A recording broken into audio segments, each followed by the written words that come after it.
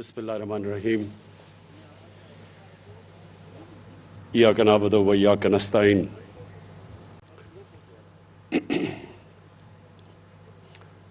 جناب Usman Buzdar, federal ministers, provincial ministers,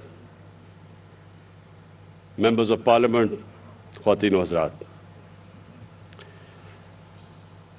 جب میں پہلی دفعہ 18 سال کی عمر میں برطانیہ گیا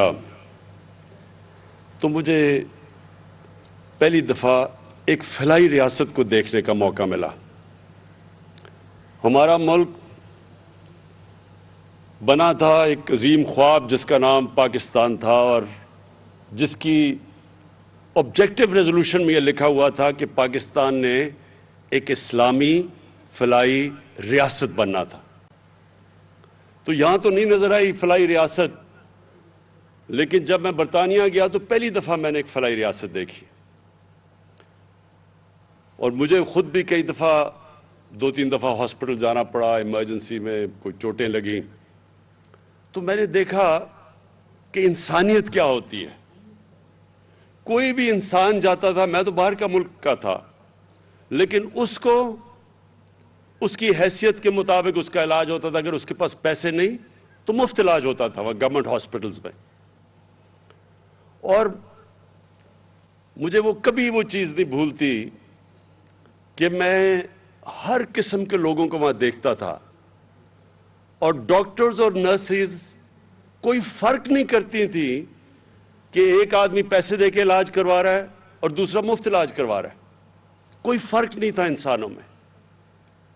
میری جب والدہ بیمار ہوئی تو میں ان کو برطانیہ لے کے گیا، تو ان کا جو ڈاکٹر تھا اس نے نیشنل ہیلتھ کے ہاسپٹل میں ان کا علاج کر رہا تھا، اور ان کے جو نیشنل ہیلتھ کے ہاسپٹلز تھے ان میں مفت علاج ہوتا تھا، مفت، جو کہ لوگ پیسے نہیں دے سکتے تھے۔ تو میں اپنی والدہ کے لیے پیسے دے کے علاج کروا رہا تھا، اور ان کے ساتھ والے بستر پہ ایک عورت تھی جس کا مفت علاج ہو رہا تھا۔ تو میں مسلسل دیکھا کہ ڈاکٹرز اور نرسز کوئی فرق نہیں کرتی تھی ان کے بیچ میں۔ تو یہ یاد رکھیں، میں اپنی قوم کو بار بار ایک چیز سمجھاتا ہوں کہ ہمارے نبی کو رحمت للعالمین کہتے تھے۔ اللہ نے قرآن میں ان کو رحمت للعالمین بنایا تھا، سب انسانوں کے لیے رحمت بن کے آئے تھے۔ اس کو اگر ایک قدم آگے لے جائیں تو جو بھی ان کی سنت پہ اور ان کے راستے پہ چلے گا، اللہ کی رحمت ان لوگوں کے اوپر آئے گی۔ تو میں نے تو اپنی آنکھوں سے دیکھا کہ وہ ملک جو ہمارے دین والے تو لوگ نہیں وہاں، لیکن میں نے اللہ کی برکت دیکھی ادھر۔ وہاں اس طرح کے حالات نہیں جو ہمارے ملک میں، کیونکہ وہ مدینہ کے ریاست کے زیادہ قریب ہے ہمارے سے۔ اسکینڈینیویا چلے جائیں، وہاں اور زیادہ قریب ہیں، برطانیہ سے بھی بہتر فلاحی ریاست ہے۔ لیکن آپ اپنی 50 سے اوپر مسلمان ملک ہیں، اور مجھے زیادہ تر موقع ملا ان مسلمان ممالک میں جانے کا، اور مجھے افسوس سے کہنا پڑتا ہے کہ شاید ہی وہاں کوئی فلاحی ریاست میں نے دیکھی ہے۔ تو مجھے اس کے ایک محمد عبدو، بہت بڑا مسلمانوں کا عظیم اسکالر تھا، عالم تھا، تو وہ آج سے کوئی 150-125 سال پہلے جب یورپ گیا تو اس نے مصر واپس آ کے کہا کہ یورپ میں مجھے مسلمان تو نہیں نظر آئے لیکن بڑا اسلام نظر آیا، اور مصر میں مسلمان تو بڑے ہیں لیکن اسلام بہت کم ہے۔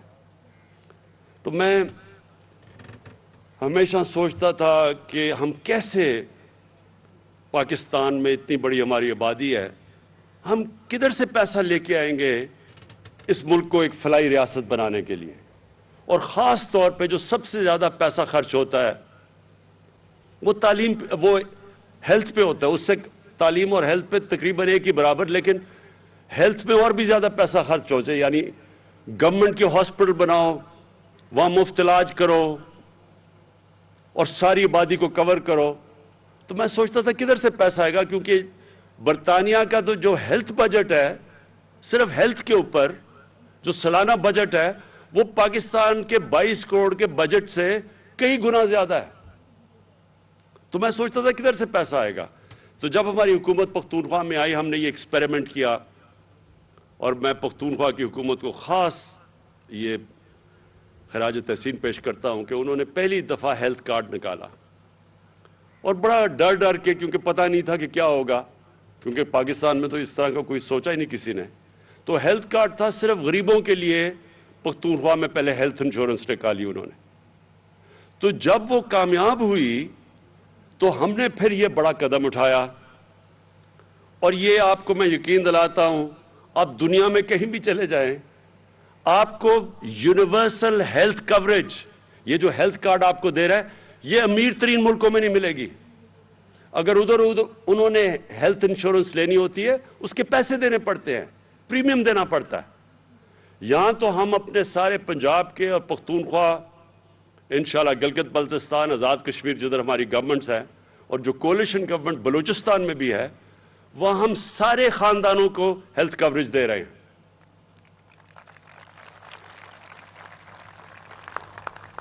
تو یہ میں ذرا آپ کو دوسری چیز بتاؤں کہ اس سے اب کیا ہوگا. ابھی ہمارا مسئلہ کیا ہے پاکستان میں؟ پہلے تو ہمارے پاس اتنا پیسہ ہی نہیں کہ اتنے زیادہ ہاسپٹل بنائیں جدھر ساری عوام تک ہم پہنچ سکیں. ہماری آبادی اتنی تیزی سے بڑھی ہے کہ وہ جتنی ہماری آبادی ہے اس کے لیے اگر ہم پورے ہاسپٹلز بھی بنا دیں, اور پھر جو پیسہ ہاسپٹلز کو چلانا, وہ ہم کر ہی نہیں سکتے پورا. ہمارے پاس کبھی بھی اتنا پیسہ نہیں آئے گا کہ ہم ہاسپٹل بھی بنائیں, ہم پھر وہاں دوائیں بھی دیں, ڈاکٹرز کی بھی فیس دیں, نرسز بھی دیں, جو پیرامیڈیکل سٹاف ہے اس کے لیے بھی تنخواہیں دیں. ہمارے پاس پیسہ اتنا آ ہی نہیں سکتا. اگلے 5 سال میں تو نہیں آ سکتا, اس کے بعد انشاءاللہ آ بھی سکتا ہے, جو پاکستان میں اللہ نے نعمتیں بخشی ہیں. تو تب میں نے یہ جو ہیلتھ کارڈ ہے, اب یہ ایک کئی چیزیں اللہ کی طرف سے انسان جب کوشش کر رہا ہوتا ہے تو اس کے اوپر سے مدد آتی ہے. تو اس سے اب کیا ہوگا؟ جو مسئلہ سب سے بڑا اس وقت ہمارے اکثریت عوام کو ہے کہ دیہاتوں کے اندر, چھوٹے شہروں میں, وہاں ہمارے جو ڈسٹرکٹ ہاسپٹلز ہیں, میں نے اتنی دفعہ دیکھا وہاں ڈاکٹرز ہی نہیں ہوتے. وہ بیچارے وہاں سے دور سے لوگ سارے ڈویژن ہیڈ کوارٹرز کے ہاسپٹل میں آتے ہیں, اور وہاں اتنی زیادہ لوگ آ جاتے ہیں کہ وہاں ایک ایک بستر پہ 3 لوگوں کو سلانا پڑتا ہے. بچے آپ دیکھیں, چھوٹے بچوں کو وہاں 3 بچے ایک بستر پہ ہیں, اور کئی دفعہ انفیکشنز ہوئی ہوتی ہے اور وہ ایک ہی بستر پہ, کیونکہ جگہ ہی نہیں ہے ہسپتالوں میں. تو تھوڑے سے ہاسپٹل میں زیادہ تر لوگ پہنچ جاتے ہیں, اور جو پیسہ خرچ کر رہی ہے حکومت ڈسٹرکٹ ہاسپٹلز میں, وہ خالی پڑے ہوتے ہیں کیونکہ وہاں ڈاکٹرز ہی نہیں جاتے ہیں. تو یہ جو اب ہیلتھ کارڈ ہے, یہ کیا کرے گا؟ اب چھوٹے سے چھوٹے بھی شہر کے اندر پرائیویٹ سیکٹر جائے گا ہاسپٹل بنانے, جو پہلے نہیں جاتا تھا. پرائیویٹ سیکٹر صرف بڑے شہروں میں ہاسپٹل بناتے ہیں, کیونکہ وہ سمجھتے ہیں چھوٹے شہروں میں پیسے نہیں لوگوں کے پاس. اب یہ جو ہیلتھ کارڈ آئے گا, یہ پہلی دفعہ چھوٹے شہروں میں, قصبوں میں, بلکہ گاؤں میں بھی پرائیویٹ سیکٹر جائے گا ہاسپٹل بنانے, کیونکہ اب لوگوں کے پاس پیسے ہوں گے اپنا علاج کروانے کے لیے ہیلتھ کارڈ کے ذریعے. تو انشاءاللہ یہ ایک سارے پاکستان میں خود ہی ہیلتھ کوریج پہنچ جائے گی. دوسرا, ان سرکاری ہاسپٹلز میں جدھر ڈاکٹرز نہیں جا رہے, جدھر کام نہیں ہو رہا, ظاہر ہے مریض تو وہاں نہیں جائیں گے, مریض ادھر جائیں گے جس پرائیویٹ ہاسپٹل میں جدھر ان کو علاج مل رہا ہے. تو اب یہ گورنمنٹ ہاسپٹلز میں پریشر پڑ جائے گا. جب دیکھیں گے, گورنمنٹ دیکھے گی کہ ہاسپٹل میں کوئی آ ہی نہیں رہا, تو وہ پوچھے گی کہ کیوں نہیں آ رہا جناب. وہ ڈاکٹرز کی پوچھ گاچھ ہوگی جو اب تک نہیں ہوتی. اور یہ آپ دیکھنا کہ ساری پاکستان کے ہیلتھ سسٹم میں انشاءاللہ ایک انقلاب آئے گا, اور آپ کی دیکھتے دیکھتے انشاءاللہ آئے گا. میری آج بات یاد رکھنا. دوسری چیز, یہ ہم کب کر رہے ہیں سارے پنجاب میں, اور یہ سن لیں پھر سے, کبھی اس ملک کی تاریخ میں کبھی اتنا پیسہ عوام کے اوپر کسی نے خرچ کیا ہی نہیں ہے. 400 ارب روپیہ پنجاب خرچ کر رہی ہے ہیلتھ کارڈ پہ. یہ کوئی سوچ بھی نہیں سکتا پاکستان میں پہلے کہ کوئی اتنا پیسہ خرچ کرے گا. خاص طور پہ وہ لوگ جن کو کھانسی بھی ہوتی تھی تو وہ سارا ٹبر باہر علاج کروانے جاتا تھا ملک سے باہر. ان کو کیا پتا کہ لوگوں کے اوپر کس طرح مشکلات خاندان کے اوپر کیا گزرتی ہے, کیا گزرتی ہوگی یہ. کیونکہ میں نے تو یہ شوکت خانم اسی لیے بلایا تھا کہ جب میری والدہ کو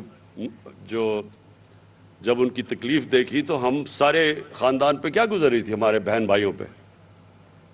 تو کسی سوچیں غریب گھر میں جدھر ان کے پاس پیسہ نہیں ہے علاج کا, وہاں اپنے بچوں کا کسی نے علاج کروانا ہو تو ماں باپ پہ کیا گزرتی ہوگی, بچوں پہ کیا گزرتی ہوگی جب ماں باپ بیمار ہوں. تو یہ سب سے بڑا ایک چینج ہے اور میں سمجھتا ہوں کہ یہ ہمارا وہ راستہ ہے فلاحی ریاست کی طرف. لیکن ہم یہ کب کیا؟ جب پاکستان کے اوپر اور دنیا کے اوپر سب سے بڑا کرائسس, کبھی اتنا بڑا بحران 100 سال میں دنیا میں نہیں آیا جو پینڈیمک کووڈ-19 کی وجہ سے آیا. ساری دنیا کے اندر مہنگائی کی لہر آئی, معیشت سب کی نیچے چلی گئی لاک ڈاؤنز کی وجہ سے. اس دور کے اندر ہم یہ کام کر رہے ہیں کہ جب ایک دنیا کے اندر مشکل وقت آیا ہوا ہے. اور میں یہ بھی آج کہنا چاہتا ہوں اور اپنی گورنمنٹ کو, اپنی ٹیموں کو مبارک دینا چاہتا ہوں کہ جو ابھی خسرو بختیار نے بات کی کہ اکانومسٹ میگزین جو دنیا کی اکانومیز کا جائزہ لیتی ہے, جو ایک کریڈیبل بلو چپ میگزین سمجھی جاتی ہے اکانومیز کے اوپر, دنیا کی معیشت کے اوپر جو ان کے اوپر تبصرے کرتی ہے, اس کے مطابق پچھلے 3 سال میں کرونا کووڈ کے دوران پاکستان وہ ملک تھا جو ٹاپ 3 پوزیشنز میں 3 سال مسلسل, ساری دنیا میں وہ ملک جو اوپر کی 3 پوزیشنز میں آیا ہے. میں یہ کئی دفعہ اپنے صحافیوں کو بھی کہتا ہوں کہ تنقید تو بہت اچھی چیز ہوتی ہے. تنقید تو ایک جمہوریت کا خون ہوتا ہے, لیکن تنقید بھی جب آپ کریں تو اس کو بیلنس کریں. ہر جگہ میں سنتا ہوں نااہل گورنمنٹ, یہ خیر اپوزیشن سے ان سے کیا امید لگائی جا سکتی ہے, انہوں نے تو کہنا ہی ہے کہ نااہل حکومت. لیکن نااہل حکومت ٹاپ 3 پوزیشنز پہ دنیا کے اندر کس طرح آ گئی, یہ کیسے آ گئی؟ ٹاپ 3 پوزیشن پہ کا مطلب ایک ہے اکانومسٹ کا نارملسی انڈیکس, کہ اس کے باوجود جس ملک نے اپنے لوگوں کو بہترین طریقے سے کرونا سے بھی بچایا اور اپنی معیشت کو بھی بچایا, تو وہ جو ملک دنیا میں ٹاپ 3 پہ آ سکتا ہے وہ کتنا نااہل ہوگا. اس طرح تو آپ کو دعا کرنا چاہیے کہ اور بھی لوگ اس طرح کے نااہل ہوں. اور دوسرا, بلومبرگ, یہ بھی ایک انٹرنیشنل میگزین ہے جو ساری دنیا کی اکانومیز کا جائزہ لیتی ہے. بلومبرگ کے مطابق جو اگلے 10 سال میں جو پاکستان کی اکانومی سسٹینیبل ڈیولپمنٹ پہ چلی گئی ہے, یعنی پچھلے 10 سال سے اب تیزی سے اوپر جا رہی ہے, یہ بلومبرگ کا تجزیہ ہے. پھر ورلڈ بینک نے ویریفائی کیا ہے کہ پاکستان کی جو ابھی خسرو نے جو بیج بھی پہنا ہوا ہے کہ جو ہماری معیشت کی گروتھ ہوئی ہے یعنی دولت میں اضافہ ہوا ہے وہ 5.37% ہے. تو اگر اتنی بری حکومت کر رہی تھی تو یہ کس طرح, یعنی یہ وہ ہے جو نون لیگ نے 5ویں سال میں یہاں پہنچی تھی قرضے لے کے, خسارے بڑے بڑے کر کے. ملک کو جو کرنٹ اکاؤنٹ ڈیفیسٹ ہوتا ہے وہ پاکستان کی تاریخ کا سب سے بڑا خسارہ تھا. ہم نے یہ 5.37% کیا, سب سے کم کرنٹ اکاؤنٹ ڈیفیسٹ کو ختم کر کے, خسارے کو ختم کر کے کیا ہے. اس لیے بلومبرگ کہہ رہی ہے کہ ملک صحیح راستے پہ نکل گیا. اور اس کے علاوہ بھی دنیا پاکستان کی جو کلائمیٹ چینج جو اس وقت سب سے جو آگے سمجھ رہی ہے کہ دنیا کا بہت بڑا مسئلہ آ رہا ہے گلوبل وارمنگ کا, اس میں پاکستان کو لیڈر مانا جاتا ہے کہ ہم دنیا میں سب سے آگے ہیں. क्लाइमेट चेंज में बोरिस जॉनसन बर्तानिया के प्राइम मिनिस्टर ने यूनाइटेड नेशंस में पाकिस्तान का नाम लिया कि यह मुल्क सबसे बेहतर काम कर रहा है क्लाइमेट चेंज की तरफ। हमारा जो एहसास प्रोग्राम है वो वर्ल्ड बैंक ने एक्नॉलेज किया कि दुनिया में चौथे नंबर पे सबसे बेहतरीन एहसास प्रोग्राम है। तो ये मैं वो बातें कह रहा हूं जो आप अपने मोबाइल के ऊपर चेक कर सकते हैं। अब तो बड़ा आसान है, गूगल करें कि क्या मैं सच बोल रहा हूं या नहीं बोल रहा। तो ये दुनिया की वो मुल्क, दुनिया की क्रेडिबल ऑर्गेनाइजेशंस पाकिस्तान के मुतल्लिक क्या कह रही हैं। हमारे जो पिछले 2 सरबराह गुजरे हैं पिछले 10 साल में, इनके ऊपर भी वैसे दुनिया बड़ा तबसरा करती थी। इनके भी दुनिया की बड़ी बड़ी मैगजीन्स में, अखबारों में इनके नाम आते थे। इनके ऊपर बीबीसी की दोनों डॉक्यूमेंट्री बनी थी, दोनों सरबराहों के ऊपर। लेकिन वो बनी थी कि इन्होंने किस तरह पाकिस्तान का पैसा चोरी किया, ये कितने करप्ट हैं। इनकी करप्शन की दास्तानें बाहर आती थी। कभी इनकी तारीफ नहीं की कि इन्होंने मुल्क का क्या फायदा करवाया है। और अब तो खैर एक गिनेस बुक ऑफ रिकॉर्ड्स में एक और चीज आने लगी है कि मकसूद चपड़ासी के पास 4 अरब रुपया उसके बैंक अकाउंट में कैसे आ गया। ये सारी दुनिया अब हैरान होगी कि 10,000 रुपया जो तनख्वाह लेता है आदमी, वो ये शहबाज शरीफ के बेटे की शुगर मिल के अंदर उसके बैंक अकाउंट में 4 अरब रुपया यानी कि 400 करोड़ रुपया कैसे पहुंच गया। जब आप इनकी तय में जाएंगे तो आपको पता चलेगा कि हमारा मुल्क क्यों नहीं उधर पहुंच सका जिधर इसको पहुंचना चाहिए था। अल्लाह ने इस मुल्क में हर किस्म की नेमत दी है, लेकिन अगर आप फैक्ट्री के ऊपर भी एक डाकू को बैठा देंगे, वो फैक्ट्री भी बैंकरप्ट हो जाएगी। ये जो बड़े बड़े खसारे हैं, ये हर उन मुल्क को आप उठा के देख लें जो गरीब मुल्क है।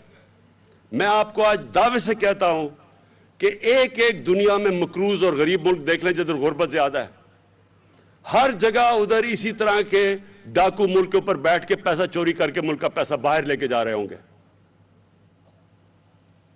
कभी भी कौम इसलिए गरीब नहीं होती कि उसमें वसाइल की कमी है।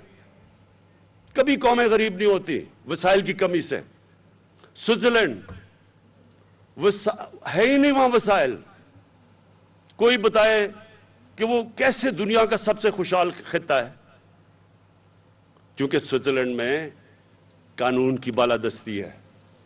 स्विट्जरलैंड में कोई सोचता ही वहां कोई चोरी नहीं है, कोई कब्जा ग्रुप नहीं है, कोई वहां उनका सरबराह की जरूरत नहीं है कि मुल्क का पैसा चोरी करके बाहर लेके जाए। इदारे मजबूत हैं।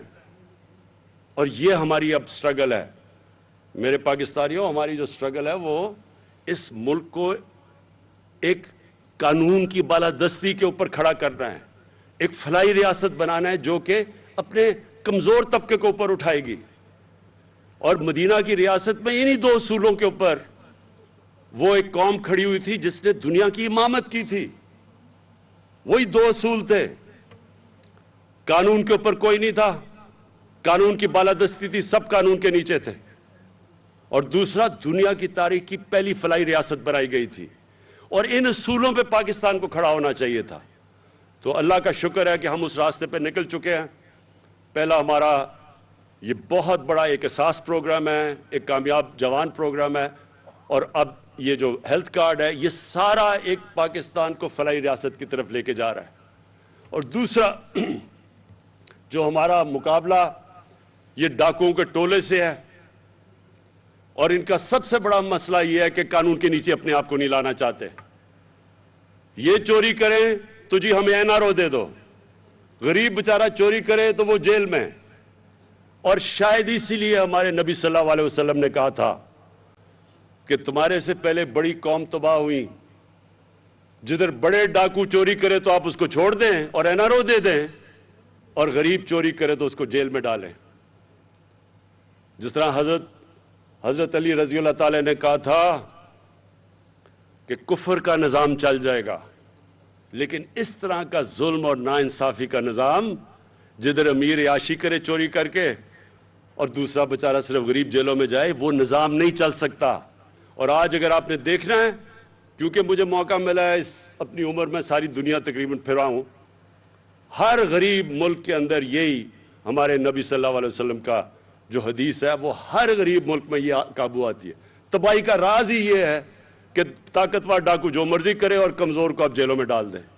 یہ ہے ہماری اصل سٹرگل، یہ ہے جدوجہد، اور اس پہ میں آپ سب کو کہہ دوں کہ پوری قوم مل کے لڑتی ہے اس سے۔ جب تک قوم نہیں مل کے لڑتی قانون کی بالادستی نہیں قائم ہوتی۔ میں جو مرضی کروں، اگر ہماری قوم بڑے بڑے ڈاکوؤں کو وہ نیب جا رہے ہیں تو ان کے اوپر پھول پھینکیں گے، آپ وہ ہمارا ایک بڑا ادارہ سپریم کورٹ بار ایسوسی ایشن عدالت میں جا کے کہے گی کہ جی دیکھیں ایک آدمی جو چوری کر کے ملک سے باہر بھاگ رہا ہے، کنوکٹ ہوا ہے، جھوٹ بول کے باہر بھاگا ہے، وہ کہیں جی اس کو پھر سے موقع دینا چاہیے آگے پھر سے وہ میچ کھیلے۔ تو پھر چوری میں بری چیز کیا ہے؟ اگر آپ اس میں برائی نہیں آپ کو نظر آ رہی تو پھر چوری میں بری چیز کیا ہے؟ وہ بیچارے غریبوں کو جیلوں میں کیوں بند کیا ہوا ہے؟ ان کو تو کھولو سب سے پہلے، ان کے تو بیچارے، ان کے جو بیوی بچے ہوں گے، آپ کو تو یہاں اگر بیچارہ ایک کمانے والا جیل میں چلا جائے تو پیچھے کیا ہوتا ہوگا؟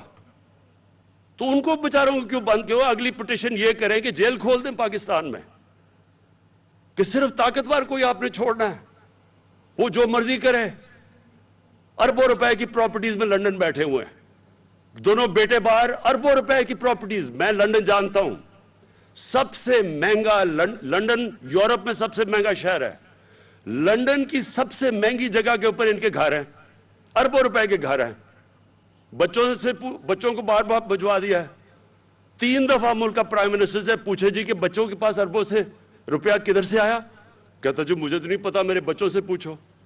بچوں سے پوچھنے جائے وہ کہتے جی ہم تو پاکستان کے شہری نہیں ہیں۔